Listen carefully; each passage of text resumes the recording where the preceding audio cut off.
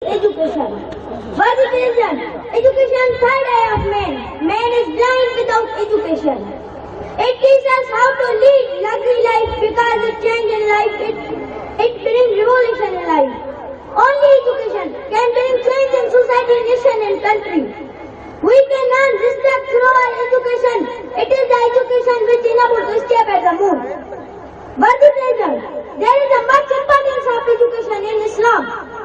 My beloved Holy Prophet, peace be upon him, step forward and get education.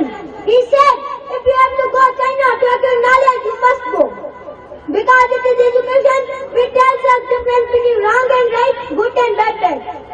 Worthy brethren, it is enough to clear that my beloved Holy Prophet, peace be upon him, said about education, to whom you have only one word of education, he is your master. Whether he shall free or sold to you, education teaches respect, obedience and loyalty.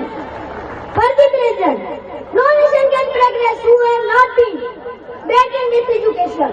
Further, I shall say what for education. Man is blind without education. Man is nothing without education. Man is beast without education. Because whoever is uneducated is not thankful, even he does not know state of his father, mother and his all family members. So we should our education system in the last.